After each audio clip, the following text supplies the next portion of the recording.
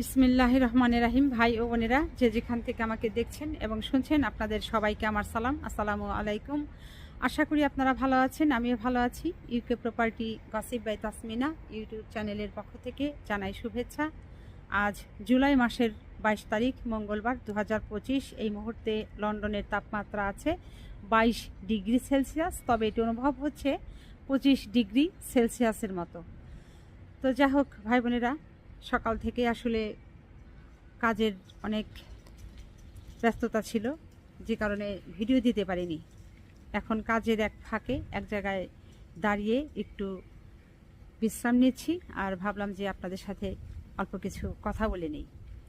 তো এখন আসলে যে বিষয়টি নিয়ে কথা বলবো, বাংলাদেশে এখন ইস্যু তো একটাই চলছে যে গতকাল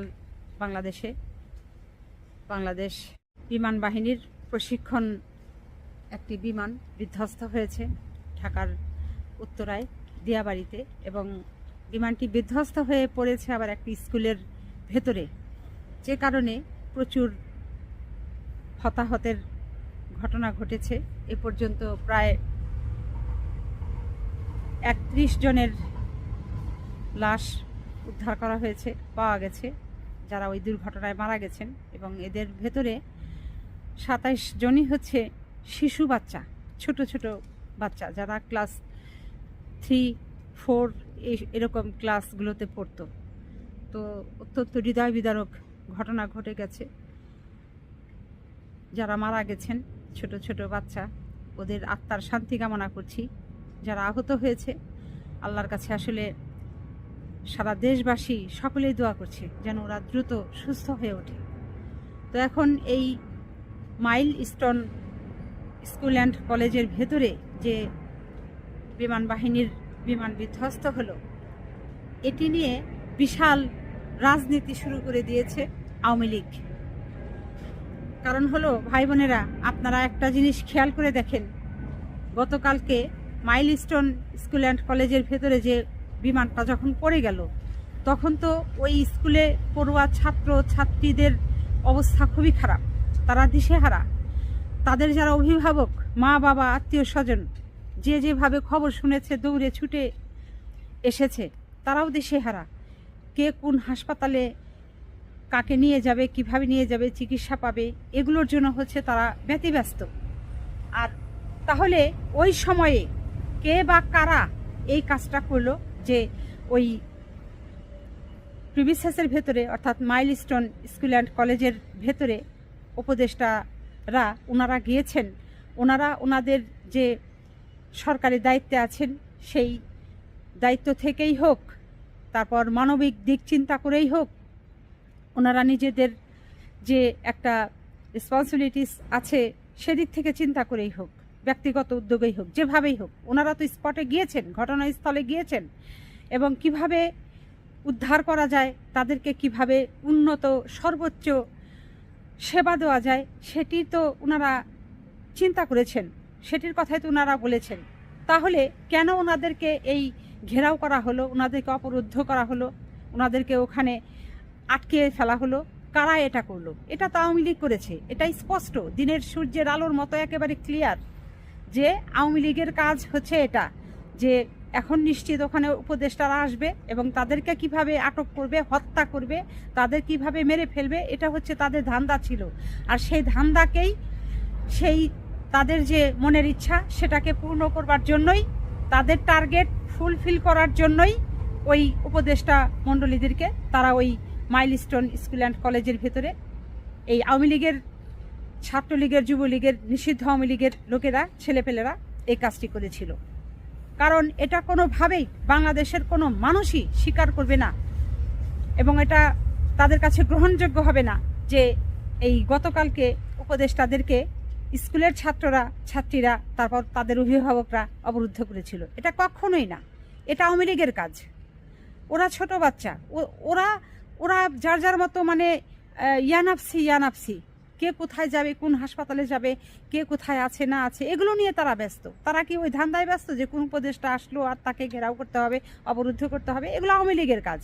কাজেই আওয়ামী লীগ কতটা নিকৃষ্ট মানের একটা রাজনৈতিক দল, আর সেই রাজনৈতিক দলের নেতারা, কর্মীরা কতটা জঘন্য হলে, নিচু হলে, ছোট মনের হলে, যে আগুনে পুড়ে মারা গেছে, বিমান বিধ্বস্ত হয়েছে, তাদের কিভাবে উদ্ধার করবে, তাদের রক্তের প্রয়োজন কিনা, তাদের কোনো হাসপাতালে নিতে হবে কিনা, সেদিকে তাদের নজর নেই, ধান্দা নেই। তাদের ধান্দা ওই কিভাবে এই বিএনপির কোনো নেতা ওখানে গেলে তাদেরকে অবরুদ্ধ করবে, আটক করবে, এবং উপদেষ্টারা যদি ওখানে আসে তাদেরকে কিভাবে হেনস্থা করবে, অবরুদ্ধ করবে, এই হচ্ছে তাদের ধান্দা, এই হচ্ছে আওয়ামী লীগ। কাজেই সারা বাংলাদেশের মানুষ এই আবার গত বছর জুলাইতে আওয়ামী লীগকে চিনেছিলেন, এবার জুলাইতেও আওয়ামী লীগের চেহারা আর একবার চিনে নিন এবং এদেরকে বয়কট করুন।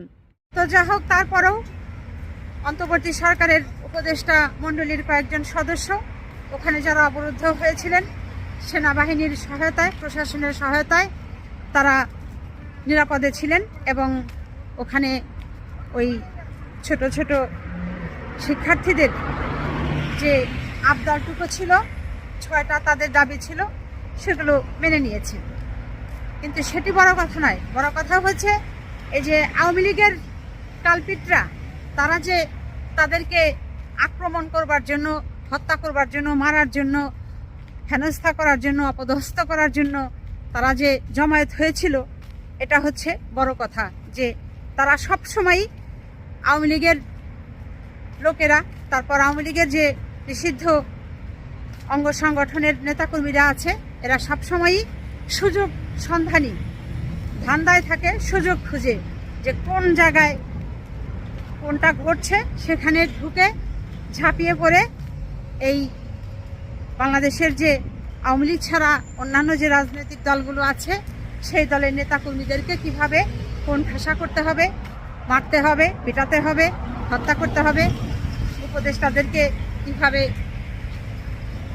হেনস্থা করতে হবে, অপমান অপদস্থ করতে হবে, ছোট করতে হবে, নিচু করতে হবে, তাদেরকে হত্যা করতে হবে, এই ধান্দায় তারা থাকে।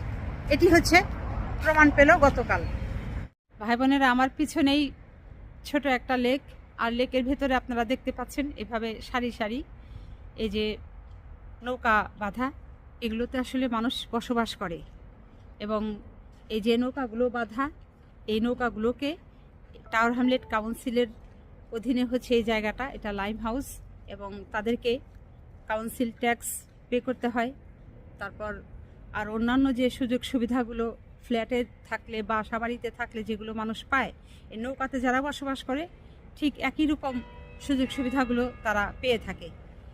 তো যা হোক, এখন আরও একটা বিষয় আপনাদের সাথে শেয়ার করতে চাচ্ছি। সেটা হলো যে আজকে কাজের ফাঁকে ফাঁকে ওই ফেসবুকে ঢুকে যেটি দেখলাম, কিংবা বিভিন্ন ইউটিউব চ্যানেলে ঢুকে যেটি দেখলাম, যে অনেকেই ফেসবুকে স্ট্যাটাস দিচ্ছেন, আমি তাদের নামগুলো বলতে চাচ্ছি না, আপনারা তাদের নাম ভালো করে জানেন, দেখেছেন। তারা বলছেন যে এই যে গতকাল বিমান বিধ্বস্ত হলো মাইলস্টোন স্কুল অ্যান্ড কলেজের ভেতরে, এবং তারা খুব মর্মাহত।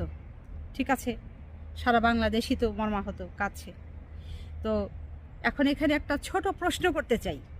আপনারা আজ এই গতকালকের ঘটনার জন্য মর্মাহত হচ্ছেন, আজকে স্ট্যাটাস দিচ্ছেন। গত 1 বছর আগে, একটা মাসের অধিক সময় ধরে, দীর্ঘ মাস ধরে, সময় ধরে এই যে আওয়ামী লীগ শিক্ষার্থীদেরকে হত্যা করলো, তারাও তো শিক্ষার্থী ছিল, যাদেরকে হত্যা করলো মেধাবী ছিল, নিরস্ত্র মেধাবী শিক্ষার্থীদেরকে হত্যা করলো। আপনারা তো আপনাদের ফেসবুক আইডি থেকে কেউ সামান্যতম একটা স্ট্যাটাস দিলেন না। আপনারা কষ্ট পাচ্ছেন, এ কথা লিখেও যদি 1 লাইন লিখতেন 8-10টা শব্দ দিয়ে, তবু তো বুঝতাম যে হ্যাঁ, আপনাদের ভেতরে দরদ আছে। কিন্তু সেটি আপনারা গত বছর করেননি। আপনারা আওয়ামী লীগের দলকানা লোক ছিলেন, আপনারা অন্ধ ছিলেন। কিন্তু এখন আপনারা নিজেদেরকে এই নতুন কোনো ঘটনা, দুঃখজনক ঘটনা, হৃদয় বিদারক ঘটনা ঘটলেই সেটাতে আপনারা দ্রুত স্ট্যাটাস দিয়ে বসেন। আপনারা যে কলঙ্কিত, যে কলঙ্ক আপনাদের শরীরে লেগে আছে, আপনাদের কাজকর্মে যে কলঙ্ক, যে অপবাদ লেগে আছে, সেগুলোকে আপনারা মানে ধুইতে চাচ্ছেন। বর্তমানের যে ঘটনাগুলো ঘটছে, এগুলোকে আঁকড়ে ধরে সাবান হিসাবে নিয়ে আপনারা অতীতের ওই ময়লাগুলোকে পরিষ্কার করতে চাচ্ছেন।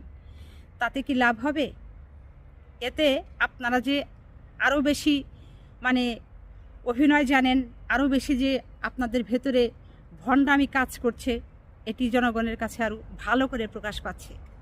আপনারা যে ভণ্ড, এগুলো যে আপনাদের ভণ্ডামি, সেটি জনগণের কাছে একেবারে স্পষ্টভাবে আপনারা আপনাদের কর্ম দিয়ে প্রকাশ করে দিচ্ছেন। তো যা হোক ভাই বোনেরা, সবাই ভালো থাকবেন, সুস্থ থাকবেন এবং আমার জন্য দোয়া করবেন। আমার এই চ্যানেলটিতে লাইক, কমেন্ট, শেয়ার এবং সাবস্ক্রাইব করবেন। আসসালামু আলাইকুম, আল্লাহ হাফেজ।